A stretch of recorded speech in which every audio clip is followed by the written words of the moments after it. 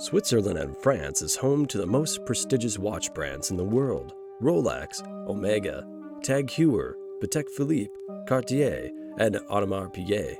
Many other watch brands have been established since the 1800s, with the watch industry being untouched with the way the watches keep track of time with self-winding and automatic movements. However, on Christmas in 1969, there was a new watch movement that would rock the Swiss manufacturers, and some companies would not survive the changes in time. The new movement being the Quartz, using an electronic oscillator with a quartz crystal, which was more effective and accurate of keeping time compared to its mechanical counterpart. How did the Swiss companies make a comeback? Which followed the technology and the times, and which were the unfortunate to be the victim of a coming age of electronic watches? Let's find out on this episode of the Peaky Time Keeper.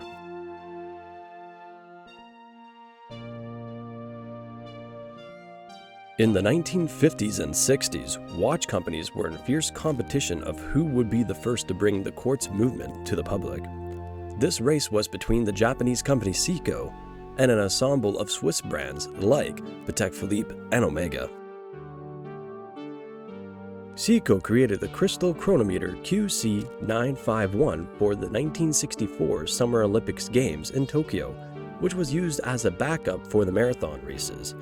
When 1966 arrived, prototypes were revealed for a pocket watch created by Seiko. Then in 1967, they had a prototype of a wristwatch, which CEH made one as well.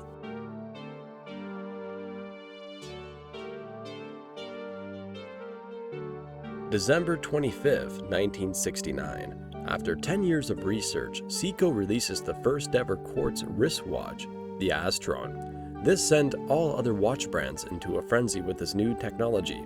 ETA-SA started developing a quartz movement, which was used in the Omega electric quartz in 1970, and Hamilton introduced the world to the first digital watch with their pulsar. Omega made a big development with their quartz movement by making the marine chronometer, the first quartz watch to be a certified marine chronometer in 1974. Omega pushed further into the quartz rise with the Omega Chrono Quartz, which was both an analog and a digital chronograph, which was the company's first LCD watch.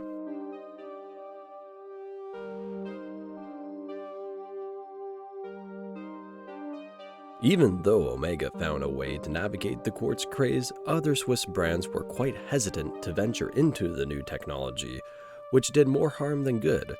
For decades, the Swiss brands used mechanical movements, and the prestige of watchmakers gave a certain identity for the nation. This thinking about mechanical watches created thought that making these new quartz watches was not required, which others were seeing the advantages of the new technology. In the States, many companies started to pull out of the wristwatch industry in 1978 due to Hong Kong becoming the main source of quartz movements, with Bulova, Hamilton, and Timex holding out. Ultimately, many American watch brands were either bought out or went out of business, with companies like Citizen buying Bulova. For the Swiss, it devastated the watch industry. Employees for Swiss brands was at 90,000 in 1970, and in 1988, it was only 28,000 employees left. For watchmakers, the number was 1,600 in 1973, which fell to 600 in 1983. The organization SMH had to come up with a solution to save the Swiss watch industry. Later becoming the Swatch Group, they helped revive the business for them in 1998. Becoming the world's largest manufacturer.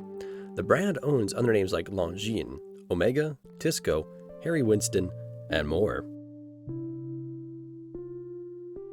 Over time, the mechanical watch did make a comeback.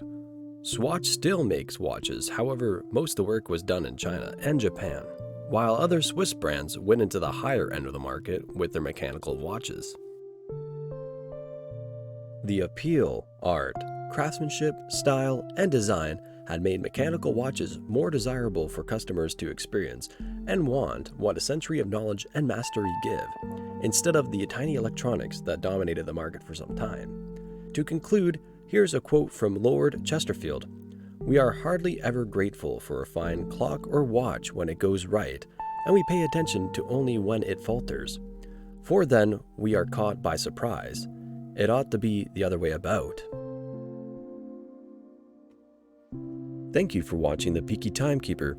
If you like content like this and also want updates about the channel, please like and subscribe.